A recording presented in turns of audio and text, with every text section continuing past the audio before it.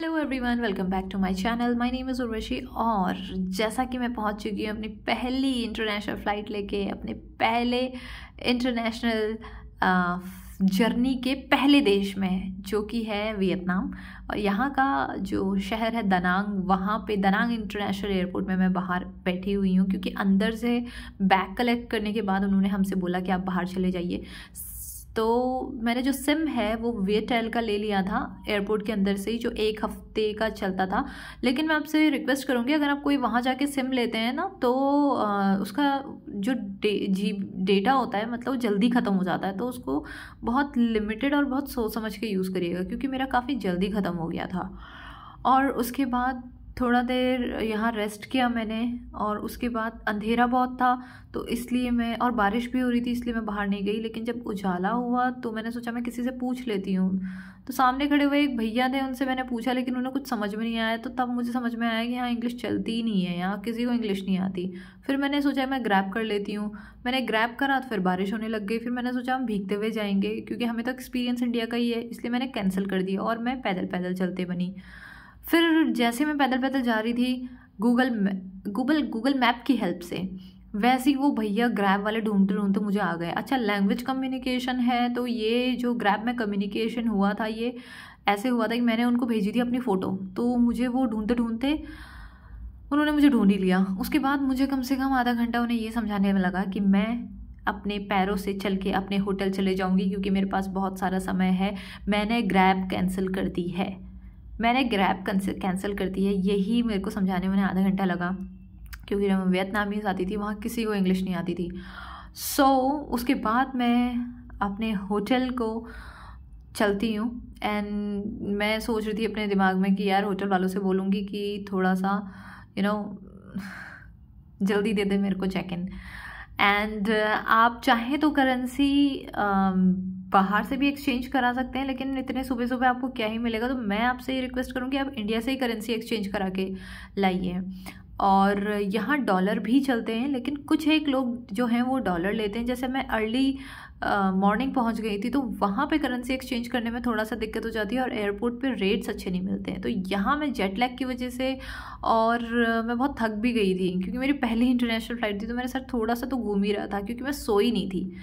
इस वजह से मैंने ये डिसाइड किया कि मैं पीऊँगी गर्मा गर्म कॉफ़ी, और जिससे मैं अपनी नींद भगाऊँगी, और जब तक मेरे को चेक इन नहीं मिलता तब तक मैं घूमते रहूँगी, सिटी जो है वो एक्सप्लोर करूँगी। रिक्वेस्ट करने पे इन्होंने भी बोला कि 12 बजे मुझे चेकिंग दे देंगे। तो मुझे ऐसा लगा कि ठीक है, चलते हैं, थोड़ा आसपास वाला एरिया देखते हैं, ताकि हमें शाम को घूमने में थोड़ा आसानी हो। लेकिन मैं बाहर जाती हूँ और घूमती हूँ, ये कॉफ़ी जो थी वो बहुत डिज़ास्टर थी। मुझे ऐसा लगा मैं क्यों ही पैसे वेस्ट कर दिए। लेकिन जो कॉफ़ी के आगे का नज़ारा था ना भाई साहब, वो बहुत ही बढ़िया था। ये है येलो कलर का ड्रैगन ब्रिज, जो कि हाँ बहुत फेमस है। और ये जो पीछे मिले हैं भैया जो दिख रहे हैं आपको, ये मोटर बाइक वाले भैया हैं। इतनी बारिश हो रही थी वहाँ पे, और ये मेरे को कन्विंस कर रहे थे, इनको अच्छी इंग्लिश आती थी, ये कन्विंस कर रहे थे मेरे को कि मैं आपको लेडी बुधा, और यहाँ पे एक बीच है वहाँ पे, और मार्बल माउंटेन एक जगह है वहाँ पे, सारी जगह ले जाऊँगा। और कुछ 500, मतलब हाँ 500 या 250 ऐसे करके समथिंग कुछ बोला था। तो मेरे को यार पैकेज समझ में नहीं आया, क्योंकि इनकी जो करेंसी होती है ना 20,000, 30,000, 80,000 इस तरीके की करेंसी होती है। तो पहले, क्योंकि मेरा पहला इंटरनेशनल ट्रिप था और मेरी गणित इतनी ज़्यादा अच्छी नहीं है, तो मेरे को तो थोड़ा कैलकुलेशन में ही लग गया। तो इनको टाटा बाय बाय करके मैं पहुंच जाती हूँ एक शॉपिंग कॉम्प्लेक्स में, जो मैं यहाँ पे लोकल कपड़े एक्चुअली एक्सप्लोर करना चाह रही थी। ये आई थिंक ये गोवा में भी हमें इजीली मिल जाएंगे, हम कोस्टल जाएंगे तो, क्योंकि वहाँ थोड़ा ह्यूमिड और गर्मी वाला होता है ना, तो वहाँ पे सब लोग ऐसे ही पहनते हैं। और पूरे सिटी में मैं ही थी जो जैकेट पहन के घूम रही थी, बाकी सब ऐसे, मतलब क्योंकि उनके हिसाब से गर्मी हो रही थी, तो वो छोटे छोटे कपड़े पहन के घूम रहे थे। और मेरे को देख के, मेरे को पता नहीं वो ऐसे शक की निगाह से क्यों देख रहे थे, बट इट्स ओके। यहाँ एक्सप्लोर करने के बाद और अपने पैसे खर्च करने के बाद मैं ढूंढती हूँ कुछ खाने का। और यहाँ पे डॉग मीट बहुत ज़्यादा फेमस है। मुझे बिल्कुल भी नॉन वेजिटेरियन लोग बहुत ज़्यादा रहते हैं, तो मेरे को बिल्कुल इनके पे भरोसा नहीं था। तो मैं एक road side juice corner type हमारे वहाँ जो होता है इनके वहाँ भी ऐसे ही जूस कॉर्नर था, लेकिन इसका नाम ही मुझे समझ में नहीं आया है, बस इसके थोड़ा ड्राइंग जो थी इसके समझ में आया कि जूस कॉर्नर है। यहाँ पे मैंने कोकोनट ऑर्डर किया है, बहुत ही यमी कोकोनट, मैंने इंडिया में ऐसा कभी नहीं खाया है। ऊपर से क्रीमी था और नीचे से जेली थी, बहुत स्वादिष्ट था। मैं इसको घर भी पैक करा के लेके गई क्योंकि मेरे से खाया नहीं गया। तो अब मैं सोच रही हूँ कि एक बार चला जाए हाँ होटल में और रिक्वेस्ट किया जाए कि दे दीजिए चेक इन।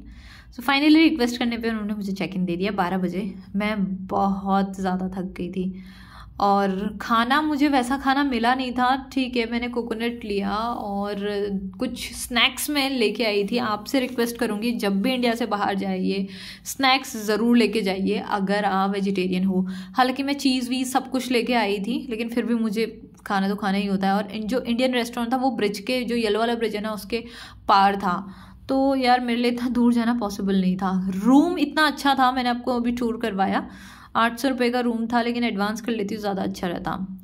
तो मैं दिन में सोने के बाद बाहर निकली तो बारिश, और दिन में मैंने शॉपिंग इतनी ज़्यादा कर ली थी कि मनी मुझे फिर से एक्सचेंज करवानी पड़ी। हार्डली $10 ही एक्सचेंज करवाए होंगे मैंने, क्योंकि मुझे बस सर्वाइवल अमाउंट चाहिए था, बाकी मेरा रिजर्वेशन सारा कुछ पेड था।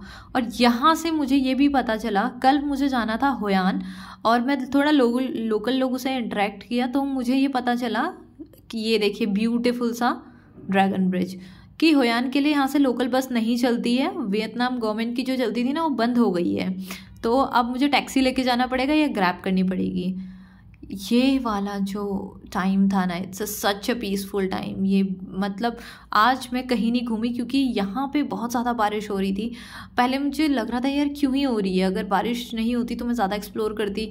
तो यहाँ पे मैंने ना थोड़ा ठहराव और थोड़ा सुकून और जो हवा चल रही थी, मतलब अकेले बहुत मज़ा आ रहा था। बिल्कुल मुझे ऐसा नहीं लगा कि मैं इंडिया से बाहर हूँ, मुझे ऐसा लग रहा था कि मैं बैंड्रा में कहीं घूम रही हूँ।